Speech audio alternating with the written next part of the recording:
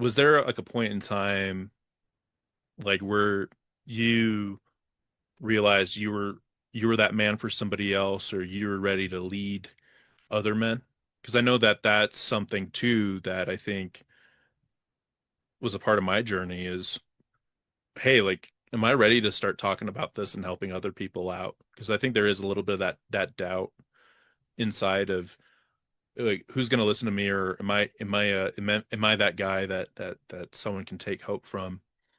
Was there like a moment for you where you started to help other people, and where that role started to become clear for you? Yeah, and it's probably not an answer that you would think. I went to the Mario group and I had a really good experience there. And I went with a friend of mine, and it was at another church in the city.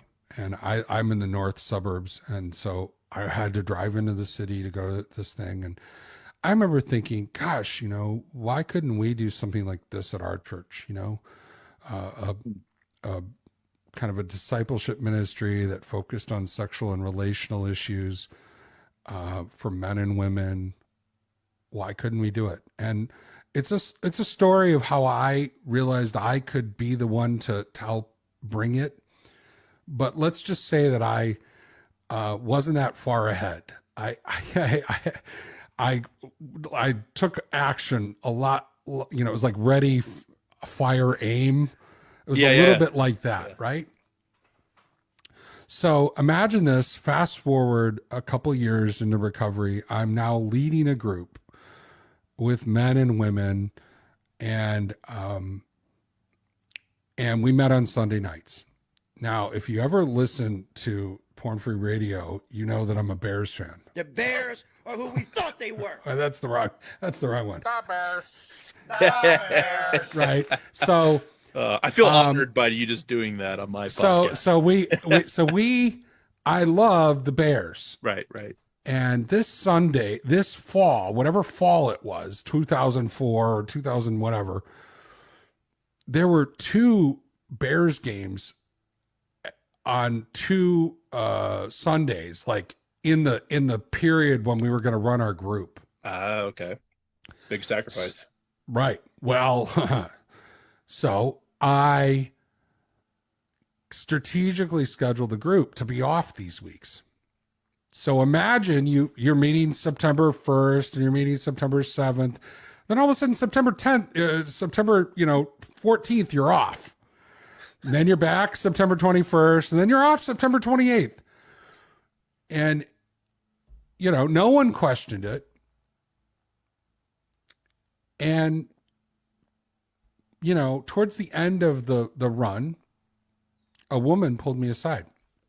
To this day, I don't remember who it was. She pulled me aside. She said, "Matt, this group has been really life changing for me. It's been really important for me and my own healing. Um, she had some trauma in her past, and this was a really good starting point for her." Hmm. She said, "But I want to talk about the schedule." She goes, "I'm looking at these dates," and I go, "Matt scheduled off these nights for the Bears." And she said,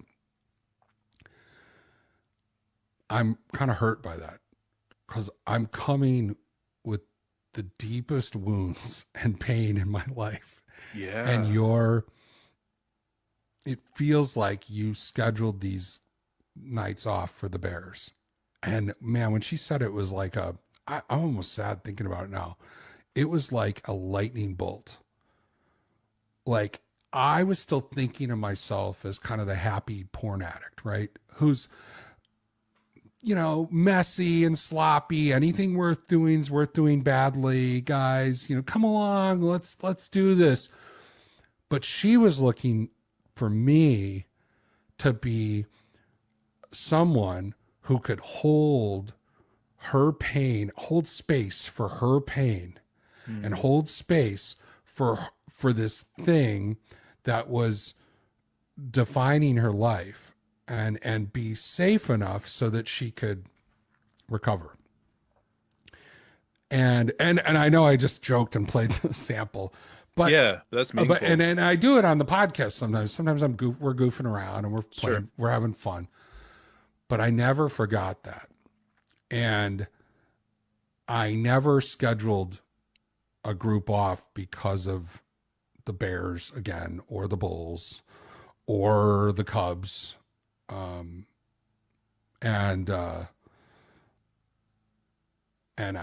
luckily TiVo and some of that stuff started making it easy to just go home and watch it. But Sure, sure. but that thought of I'm now the Mario in this story.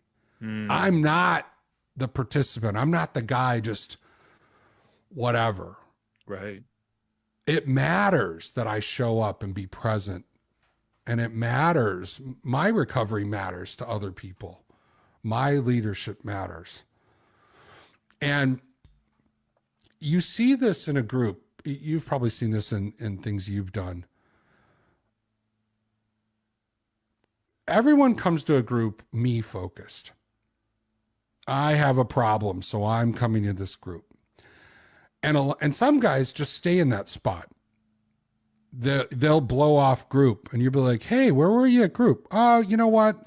Yeah, It right, was right. really important for me and my wife to go out to dinner. It's super important. And kind of like it doesn't matter if I don't show up. You know, because it's just about me and my recovery. Or I was doing really good this week, and I just got busy, and what they're saying is it doesn't really matter about anybody else in the group. It's just about me. Hmm. And then even in their check-ins, I hear this all the time. I didn't really reach out to anybody this week, and I kind of had a tough week, and it's all about them. Hmm.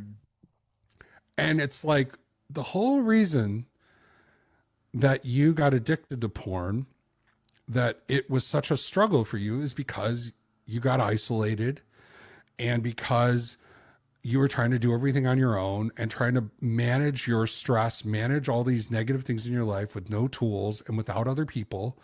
And this thing overtook your life. And now you're in recovery and you're using the same playbook that you had in porn. You're alone, you're overwhelmed, and you're just kind of trying to do it on your own. And you're not even thinking of other people. You're Right. completely self focused in your recovery.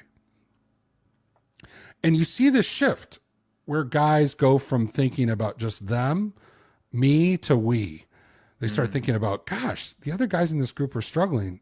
I should call this guy. Or I remember being in my group where I heard a guy sharing very vulnerably, and I saw a guy next to him tear up. And I Hmm. thought, the guy tearing up, he's getting it. Yeah. He's starting to see the reason he's here is not just for himself, it's for this other guy. And there's something valuable about being with this other guy. He's feeling seen and heard and connecting. And there's this like reciprocal connection that happens. That can't happen if you're staying in the me focused kind of thing. So yeah, that was when it got me, is when that woman confronted me. That's such a powerful story. That's so powerful. And I think too, when you jump into that or when you step into that role of leading other people, I think it helps like sharpen it helps sharpen you in your recovery. I talk about it a lot, but I have a Monday newsletter and then I write every Friday as well. I write poems and stuff, but part of what I'm writing is uh it helps keep me focused and it helps keep me thinking about other people too because I'm thinking about, well, what's going to resonate with somebody, what's going to help somebody have a different perspective on things. And I think that's a cool thing about maybe being ahead of somebody, right? Is you have that responsibility to where you have to show up because someone else is looking ahead at you and what you're doing, right? And it gives them hope. It gives them hope. Uh, that's fantastic. What a powerful story there.